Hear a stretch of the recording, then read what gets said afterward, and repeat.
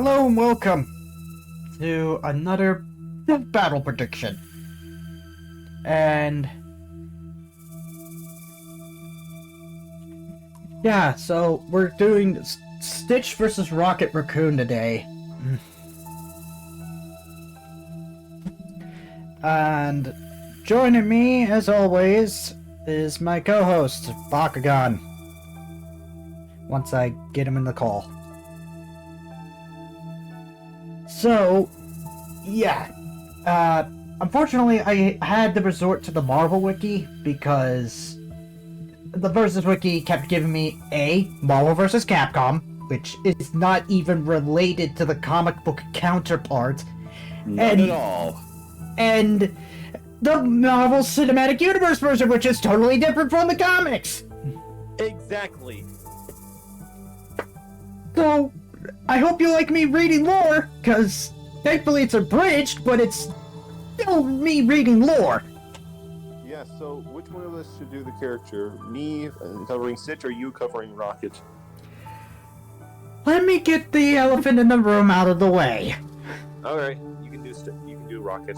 So, according from what I read, in his early life, somewhere in the black holes of Sirius Major, there lived a young boy named Rocket Raccoon.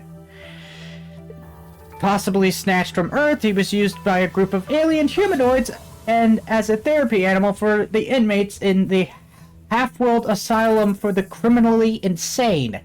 A young raccoon with no intelligence.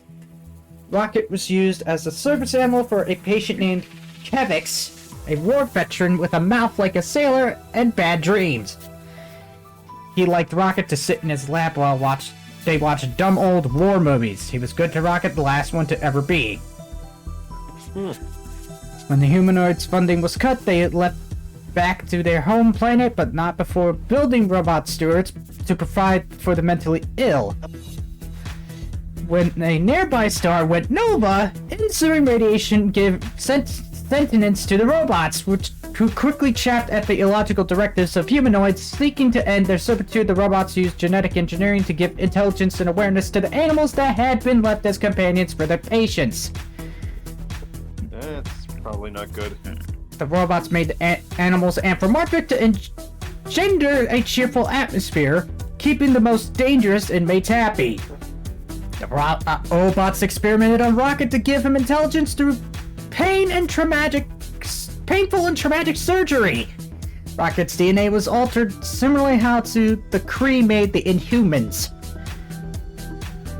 This event made Rocket who he was, an open wound he had to hide under sarcasm and snarls. Even during happy times, what was done to him festered inside. After the surgery, his extended limbs and human-like body had to be maintained with the metal exoskeleton.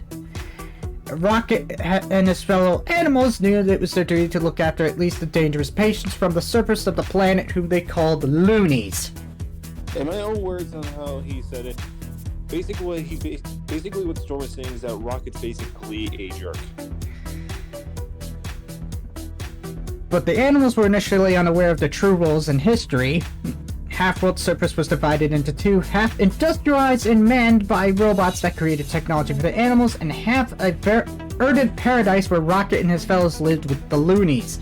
Over time, the animals created their own society, with the major industry being toy making for the loonies' amusements. Rival companies arose, with the Saurian Lord Divinities, Inc., challenging interstellar mechanics run by the mold Judson Jakes. Who's Judson? Earth 616 Judson Jakes is a mole. A mole. Yeah, Huh. an actual mole. Can you send me an image so I can see it? This is from Earth 616, by the way, since we're not going to MCU. Yes, because that's the mole you're talking about. Judson Jakes. Judson Jakes, right. When Rocket turned 1 year old, he was granted a ranger uniform by his friends Pico, Lila, and her uncle Walrus, but the bunny Blackjack O'Hare stole the birthday cake so that he divine injects could eat it, retrieving it was Angel Rocket's first mission. When Rocket was 6 years old, he was somehow spotted outside of Half-World, where he met Gamora, and the most dangerous woman in the galaxy, and the two of them were captured by Badoons. They were rescued by Jesse Alexander and his supernovas, and Rocket and Gamora formed a friendship with Jesse.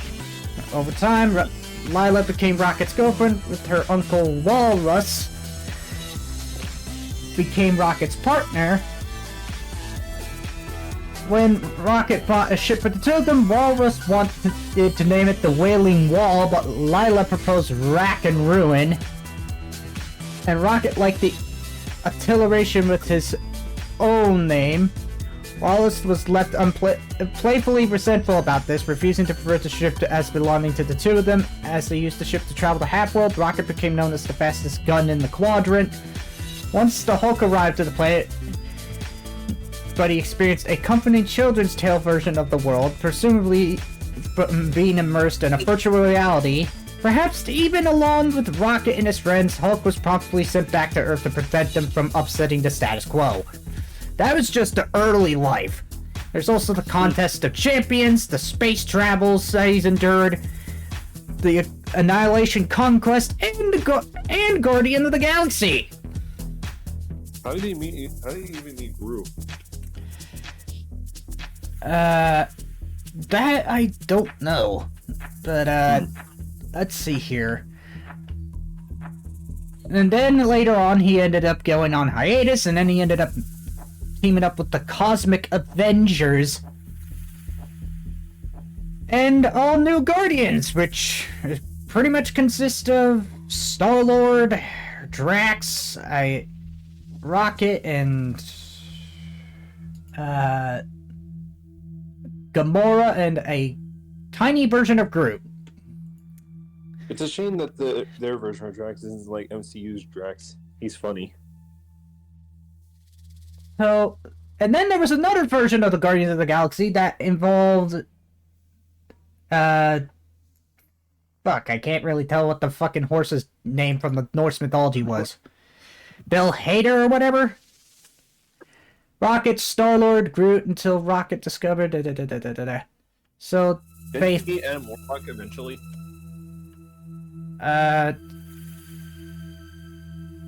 Who knows? There was also Heroes Reborn and Last Annihilation. I'm sorry if I'm rushing through this, but I really don't want to read lore again. And I don't think that'll be a good idea to take up most of the game. So, pretty much, there's enough interest that battle will probably explain the lore down when it comes to the episode, because I'm literally just scratching the surface here. So, let's move on to the powers and attributes and abilities and equipment and weapons. I don't know if this dude has any weaknesses. So, let's see here. Okay! Sorry, Mom was talking to me. Anyway. Raccoon physiology, Raccoon senses, enhanced intelligence, enhanced strength, enhanced durability, enhanced agility, enhanced reflexes. Abilities: an expert marksman, skilled combatant, accomplished tactician and strategist, pilot, and demolitions expert. Equipment: rocket-powered jet boots, weapons: at least one laser pistol, as well as other assorted heavy weapons. And yeah, I'm not seeing anything about a weakness unless I have to scroll up. Here, I'll make it easier for myself. Rocket, Raccoon, weaknesses. Doesn't he have a fear of swimming? Or doing what?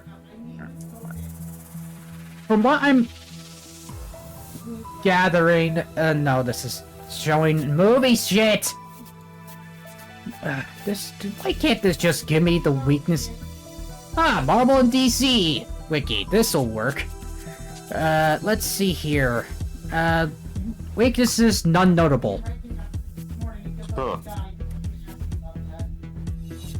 So, that's Rocket in a nutshell. Okay. Alright. Do you need to go on, or That's pretty much all there is. doesn't he have any like feats or anything at all? Let's see here. Physical characteristics: male, height 4, weight 55 pounds.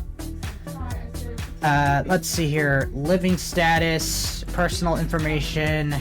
Not seeing anything else.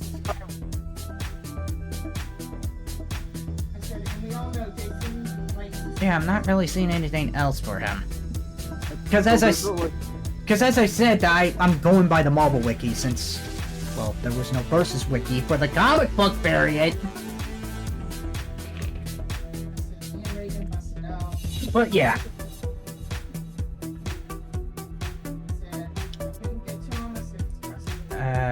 So anyways. On to Stitch! Alright then. Alright, so let's see here. I couldn't try to find an origin story, and I would have used the Disney Wiki for Stitch, but I'm unfortunately gonna have to use the Wikipedia for that. So.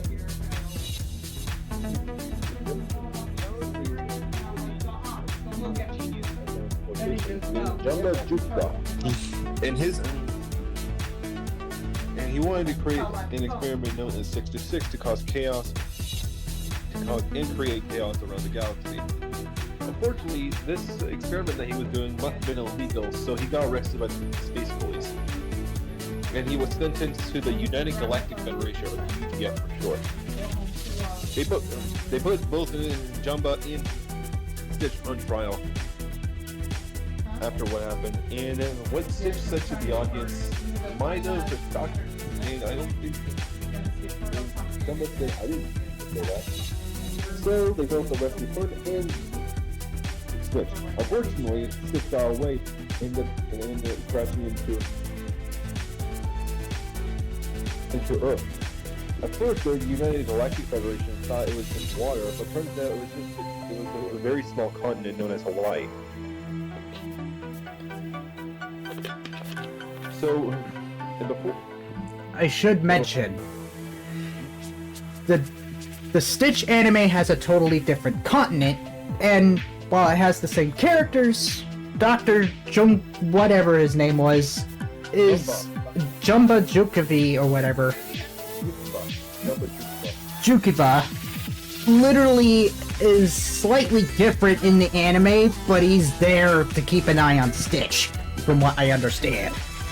So can you show me a minute? Okay, let's see here. Doctor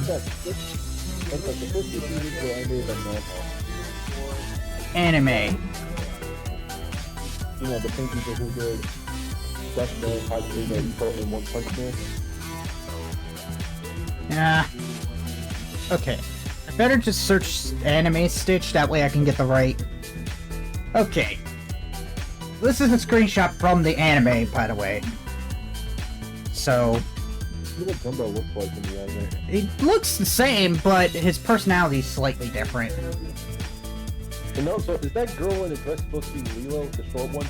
No, it's a totally different character, because instead of him crashing in Hawaii in the anime, he ended up in Japan! So, from what I understand, Stitch anime,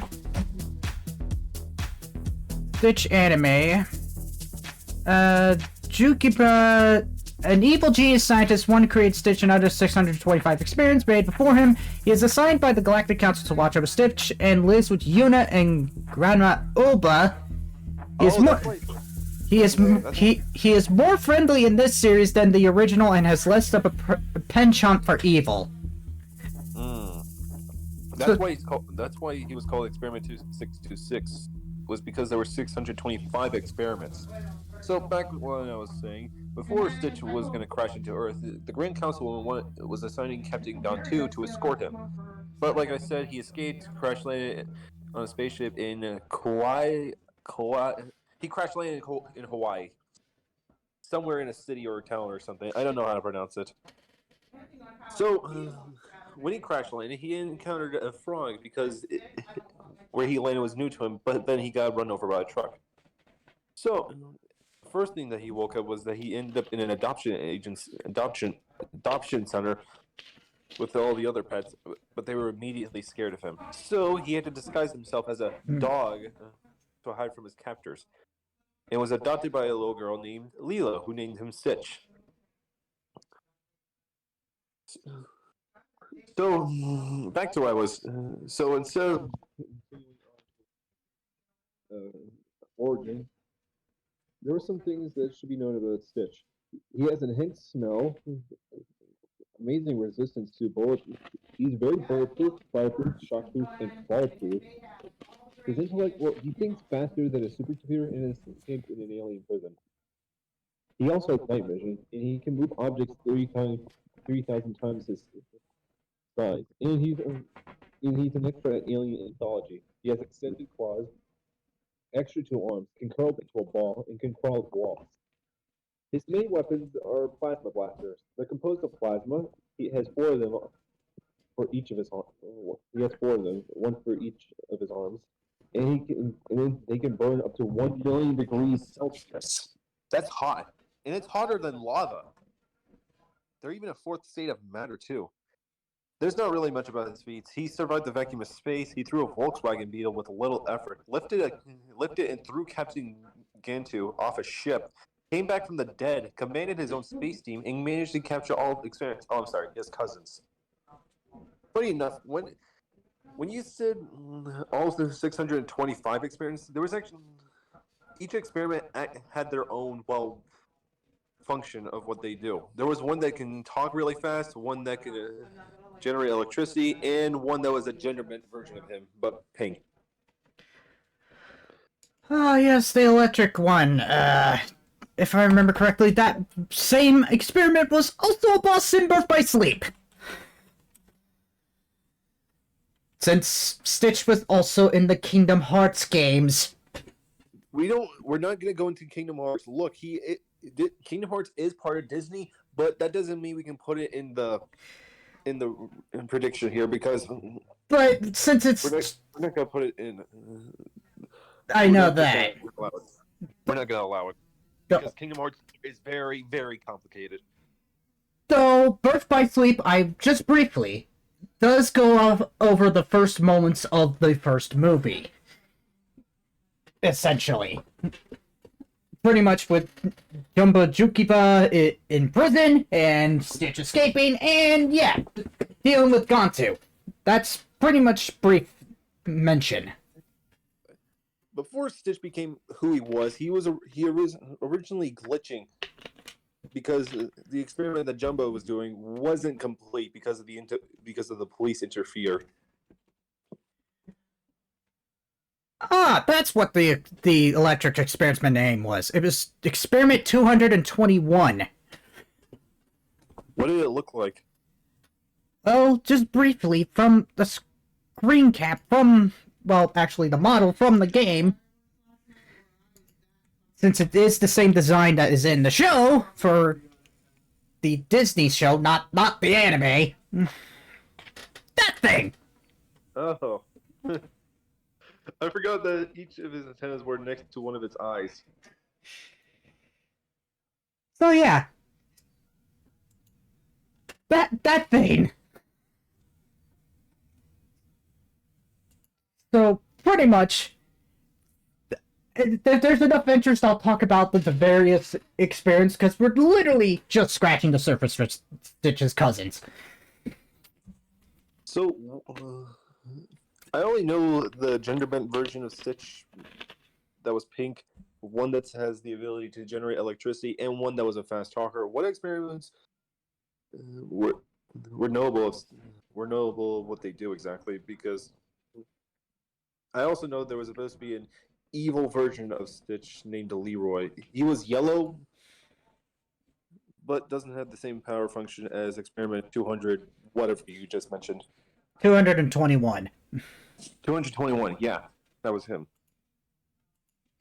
What color was Leroy? Was he yellow or red? I believe if Lilo and Leroy.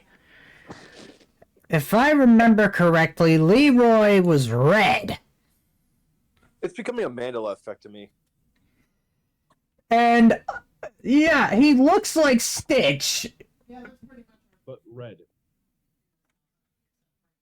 Exactly. This is what it looks like. Oh yeah, I forgot that he looked like that. Even didn't he create his own army too? I'm not too sure. Wait, no, yeah, he did. I remember watching a movie about it on Netflix, and like a long time ago, and he did create his own army along with the Eagle Journal. Gonzo became a good guy. He was also the secondary antagonist in the other series, Leroy and Stitch.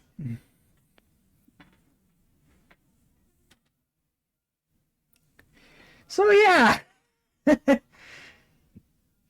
So how would this fight fare between Rocket and Stitch? I don't know, honestly. This is going to be one of those ones that I will have to see how it plays out, because we literally don't know much of them other than their skills and abilities. Like Rocket has a wide arsenal that he can carry around with, but Stitch basically threw a vehicle that was twice his own size. And he managed to go onto off a ship. And judging by, I could have sworn Stitch also had a gun of his own as well, but that might be just me thinking. I'm not really too sure. Oh yeah, and to the viewers watching it, yes, a Stitch anime actually existed, and it was something. It's also non-canon, so yeah. Especially since the first 25 episodes were only in the US, whereas the other seasons were literally in Japan. That was a little unfair. I mean, I guess it must have not gotten as popular in the US as it did in Japan. So that's saying something. Stitch also made some other cameos in other Disney movies. Didn't he appear in The Lion King? No, that was those were ads. Those were ads for Lilo and Stitch. Yeah, I didn't mean cameos as in being in a cameo of other movies. I meant appearing in ads. Yeah, he invaded certain other Disney properties around that time frame, which included The Little Mermaid, not the shitty reboot, The Lion King, and The Aladdin. That's something. Oh yeah, the era where Leo and Stitch came out was an interesting time. 2002 was a weird and interesting time for Didn't Heinz make easy squirt bottles? Who knows?